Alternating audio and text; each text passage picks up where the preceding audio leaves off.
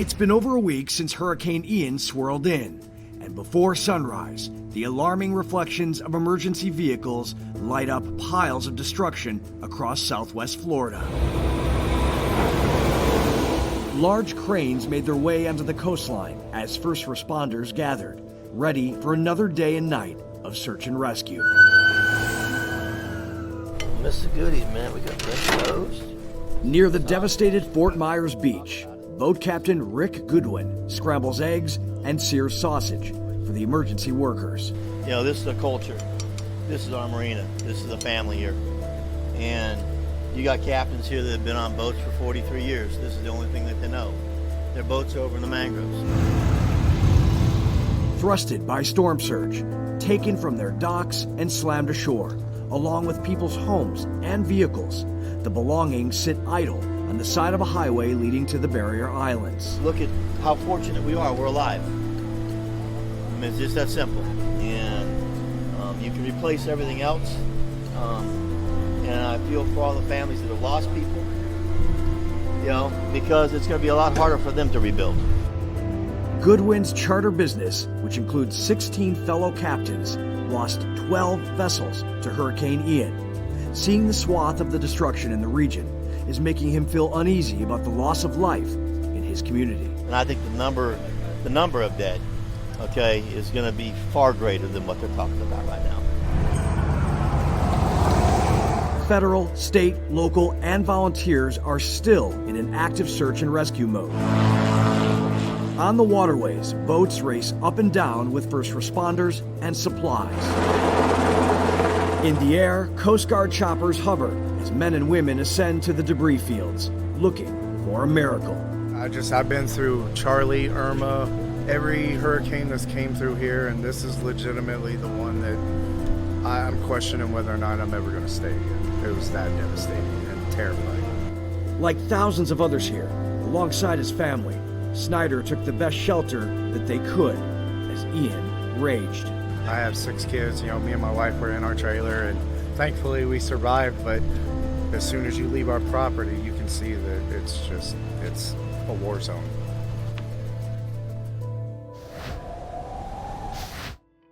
And check this out, a picture 250 miles above the earth from astronaut Bob Farmer. Bob Farmer Hines is on board the International Space Station, and this photo was taken 2 days after Ian's landfall. You can see the massive amounts of water draining out from Florida and carrying dirt and silt right there into the Gulf of Mexico. It's outlined so well. You can see it from space. NOAA's Weather Prediction Center calculated that over 3,500 square miles of Florida received at least 10 inches of rain within 24 hours during Ian's trek across the state.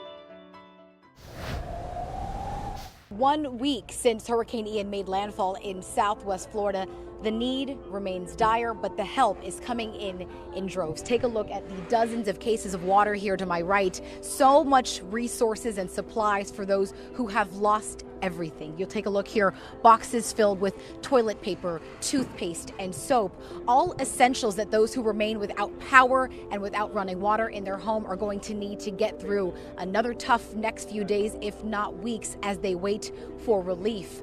Meanwhile, search and rescue efforts continue across Lee County. More than 900 people rescued to date, and we just learned more than 59 people have unfortunately lost their lives. It is a tragic situation as officials continue to try to make progress here. Today, Sheriff Carmine Marcino will be landing on the island of Sanibel, somewhere he has not been able to get to just yet, as the island remains stranded from the mainland without its causeway, still in absolute disarray. The only way to get to Sanibel at this point has been either by boat or by air. Residents, however, remain on the island despite the challenges they face. So getting there today, getting supplies to them has been absolutely top of mind for not only Lee County officials, but the Coast Guard and the National Guard. Some have been now removed from their homes, as unfortunately Vice Mayor of Sanibel calls much of the island mass destruction. It is another one of many tragic scenes we've seen all across Southwest Florida, and it's about getting the help to those who have survived and who still are very much in need of it. But you'll see around me, it's about unity as well. the Lee County Sheriff's Office, all the federal and state resources that have been sent to the Southwest Florida area are visible as far as the eye can see. Every traffic light has a National Guardsman. Every port has a Coast Guard. Every marina has someone there picking up the pieces. And it's going to remain this way for, unfortunately, a very long time. In Fort Myers, I'm Nicole Valdez, Fox Weather. And we want to show you the sign of patriotism amid the destruction. It's all these, moments of bright light within the darkness that are so important to point out. We had some Florida deputies that were going along the St. Johns River, and they found this American flag. Now, it is U.S. flag code that a flag from the United States cannot touch the ground, the water, anything beneath it. But of course, if it is recovered, they can wash it and put it on proper display. And I think that flag is going to be a very important item coming out of Hurricane Ian. This was taken in Volusia County. It's been a very busy afternoon here with cars coming through to get some goods. I have Camille Domain here with the Cajun Navy. Thanks for having us first off and for what you guys are doing. Can you just walk us through, everything you guys have been doing for the community here? Absolutely. We showed up just before, just after the winds died down. Our guys went out in boats and started their rescues. They did that for about 5 days straight. Then we switch our efforts and we go into the community and we accept. This is all volunteer-based. It's all donor-based. We have been serving the most marginalized community in Fort Myers, and we have these walk-up lines where people who have lost everything can walk up and get the most essential needs. Water, namely, because right now they don't have water. They're under a boil advisory, so they are bathing with bottled water. They're cooking with it. They're even trying to flush their toilets with it. So we are here to provide all of the needs to the people of this community and of North Fort Myers Beach that have lost everything. So what we do is we have a car line assembly, and you can see there is method to the madness, but we have people that will line up at 5:30 in the morning. We open at 9, and they will come through the car line and they can get everything. Why are we driven to do it? Because we should. We should all stand up and help if you can. We need big hearts and helping hands.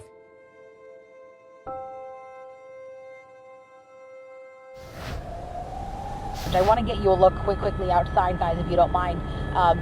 This is some of what you see from above, and you can see just debris piles that go on for miles, and the dozens of homes that no longer look like they're homes.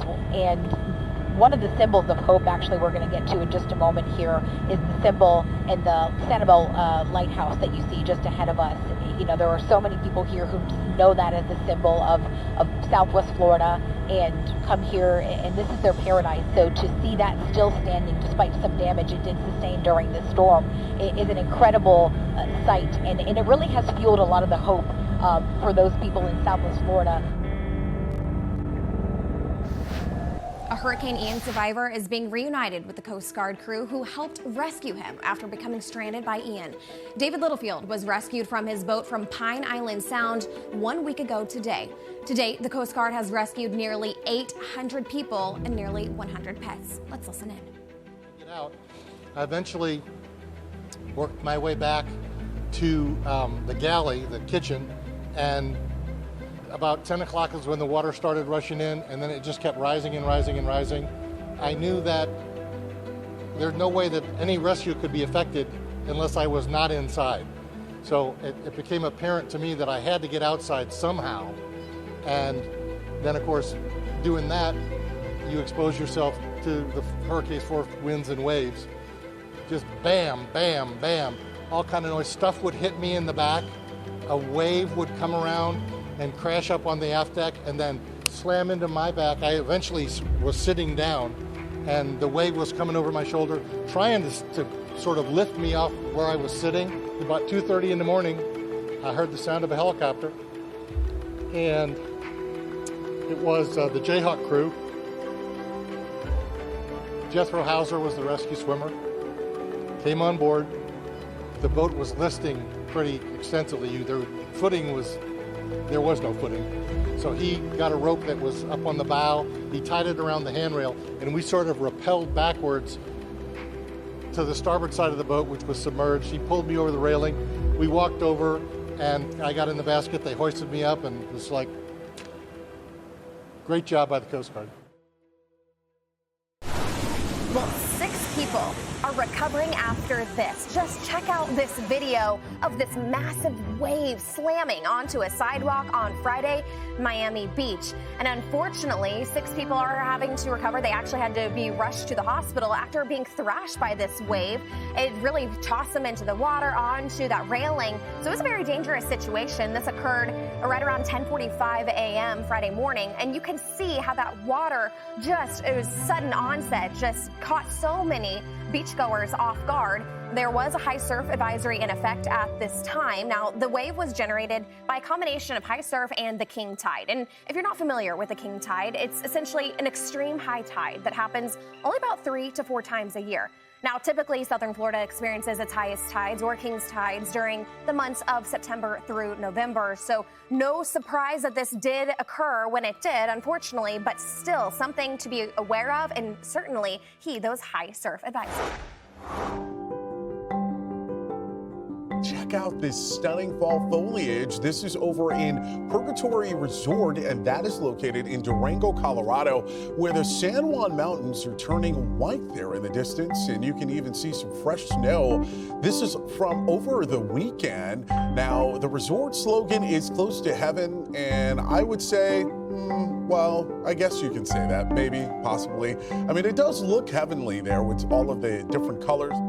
Colorado as a whole is really known for their aspen trees this time of year. They're a beautiful color of gold, and they really stand out against the white bark of the aspen tree. So if you haven't seen it, it is worth the trip to go check it out.